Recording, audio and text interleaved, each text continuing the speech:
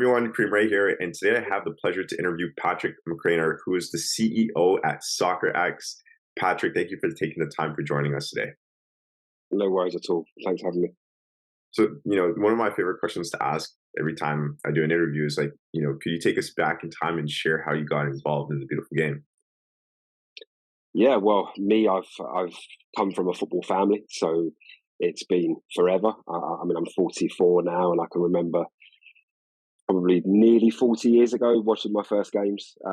Growing up, just being obsessed with the game, playing it, watching it, reading about it, um, and completely immersing myself in it. Just thinking that the next step for me was a long, distinguished playing career, which obviously didn't quite work out. So I'm fortunate that I've managed to combine my love for the game with my professional experience, which is very commercial.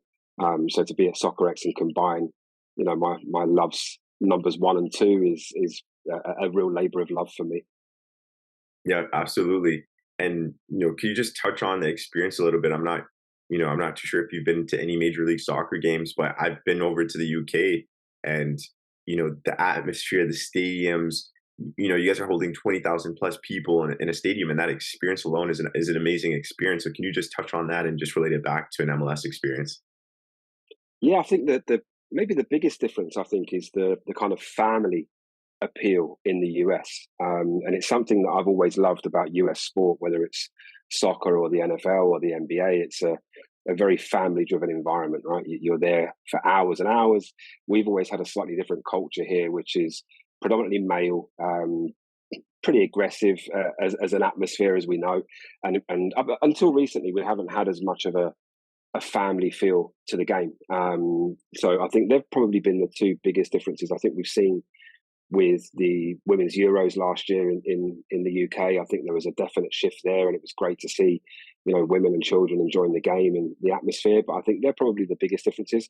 I know that clubs in the US have got their kind of ultra fan base, which might be a little bit more on the aggressive side. But again, I think overall they're probably the two biggest differences, and both unique atmospheres. And I think that as the approach from clubs to have customers rather than fans in the UK and Europe changes, I think you've seen a slightly different atmosphere at most grounds in the UK in particular. Understood. Another thing that I love about the UK is that you go to a restaurant, a pub, it's football everywhere. Fans go crazy. Yeah. You just touch on a little bit just your experience of the difference between UK and US in regards to that atmosphere, and US has so many other different sports.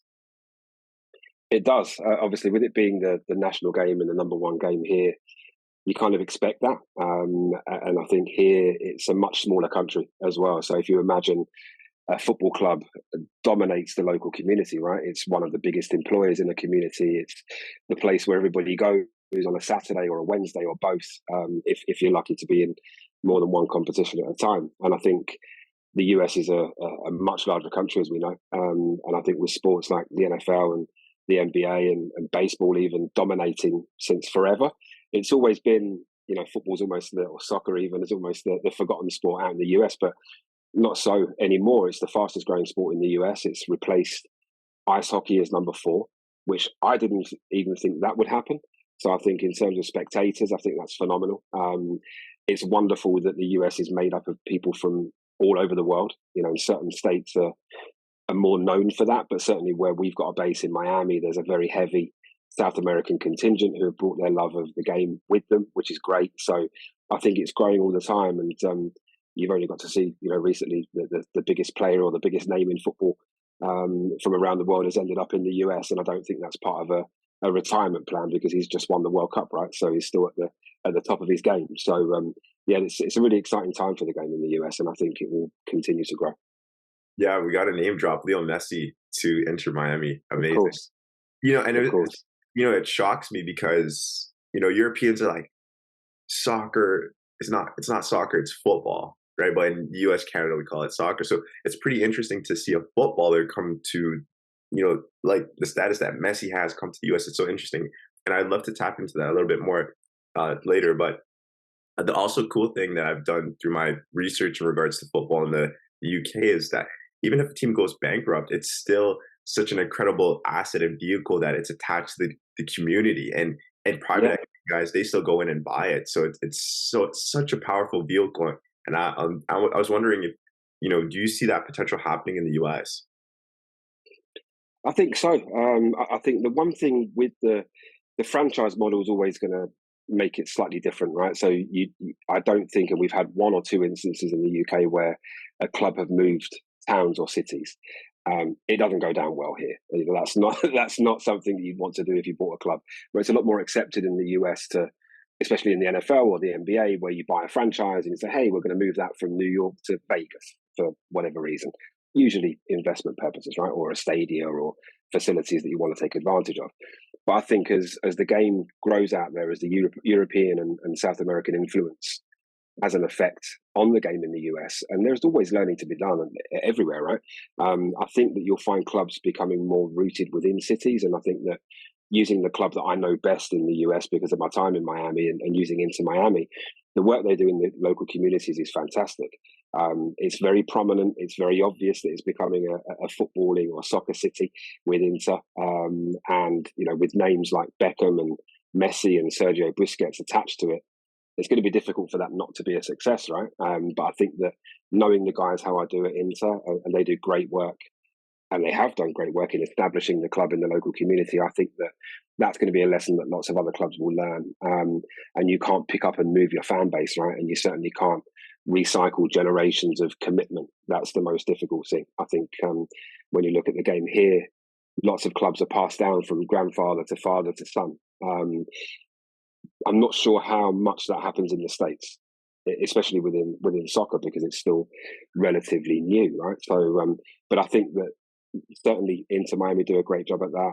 I think the New York clubs have done pretty well too. But I know a lot of the fan engagement guys across the league and the community engagement guys, and the plan is to cement relationships with local communities and build the fan bases from there. Really, Yeah, and that's like the exciting thing in regards to, where soccer is in the US, that there's that opportunity for investors to still get in kind of at a quote unquote to say early stage and be a part of hmm that wave. And especially Messi 2026 coming up. So super exciting. Going back to Soccerex, Patrick, how did you get involved in Soccerex? I've always been around the business. I've been in kind of media and broadcasting for 20 years. On the commercial side, and I've been a Soccerex client. I've been a Soccerex delegate. I've had Soccerex as clients in various roles in my career.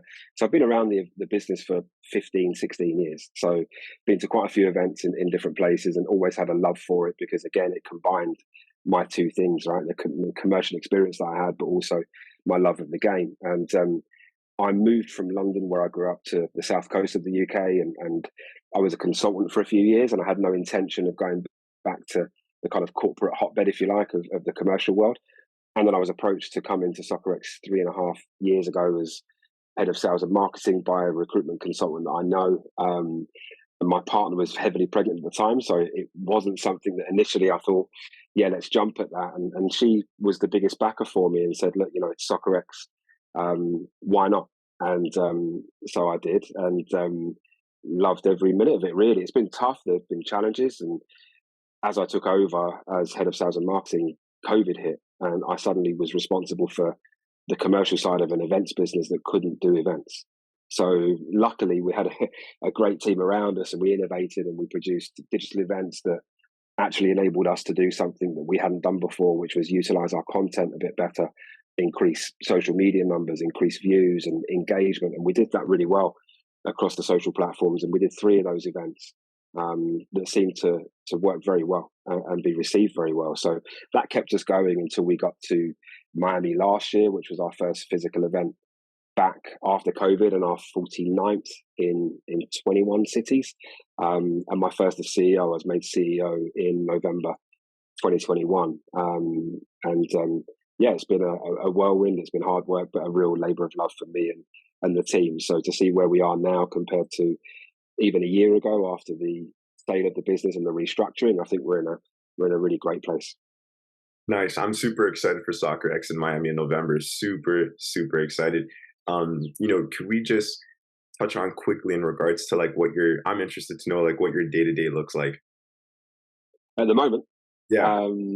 yeah, well, I think we touched on before we started recording that the reception to this event in Miami has been fantastic, and actually, it's exceeded our expectations in terms of where we wanted to be at this particular stage now. But that also throws up its own challenges. So now we're already getting kind of operationally ready while working with partners to deliver various activations, engagements, the social side of the event, which is a huge thing for us, the VIP social evening, which is before the event.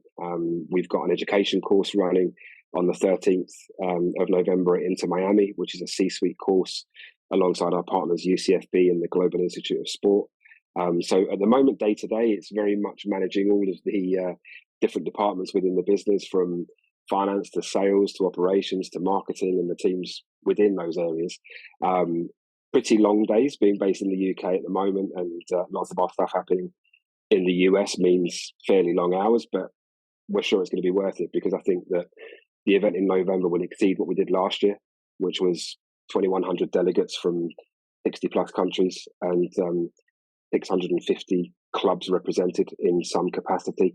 And we're on track to beat those numbers. So really pleased, all credit to the team around me. They've bought into the vision and they all work insanely hard, which is great because they all believe in the common goal, right? So, which is it's an honor to lead a team like that, really. So I'm a lead by example type guy. So we work long hours, we work hard, play hard, and we all love the game. And I think a lot of people think I get paid a lot of money to sit around talking about football all day, but I rarely talk about football, which is quite strange because it's all about deadlines and targets and budgets and all of those horrible things that a CEO has to deal with. But occasionally we get half an hour to have a chat about the latest transfer or what the season upcoming looks like, which I think will be quite an exciting one.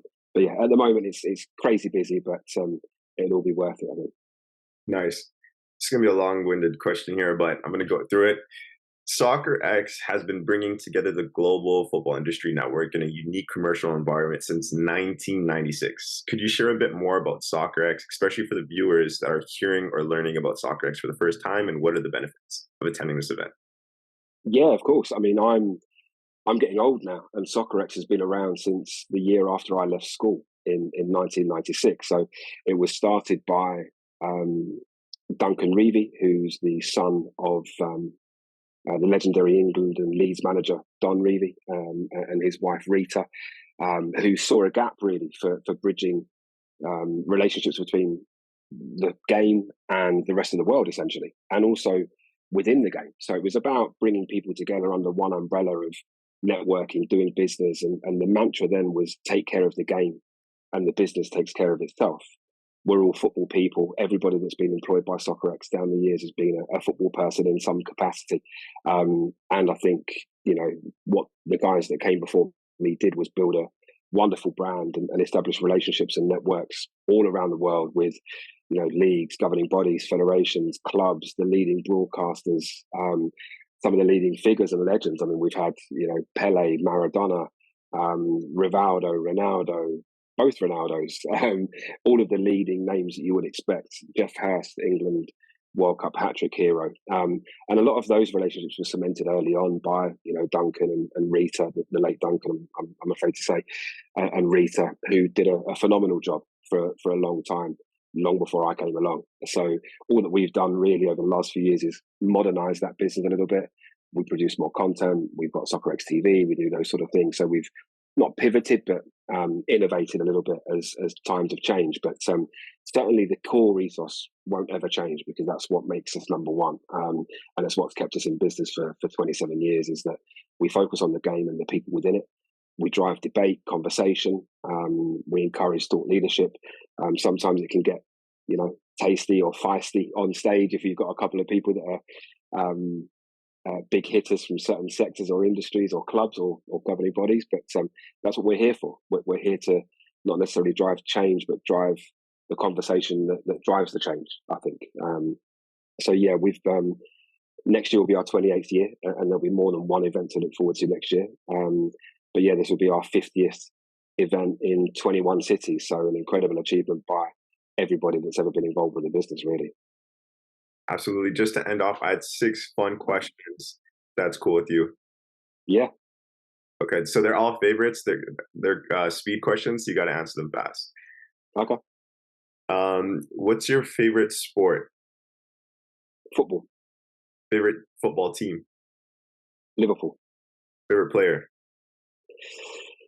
In history, John Barnes. What about now? Mm, Mo Salah. Yeah. Uh, favorite music? I'm an old school R&B guy. Yeah, so R&B is probably the choice. What about favorite artist? Sorry? Favorite artist musically? Fa- Favorite music artist? Be controversial, but it's probably Michael Jackson. Hmm. Favorite food? Steak. Favorite activity? Watching football, probably, or spending time with my kids is probably number one. But personally, if it's just hobby stuff, yeah, it's always football. Absolutely. Well, Patrick, thank you again for taking the time for joining us on the One Soccer Nation podcast today. Not at all. I appreciate it.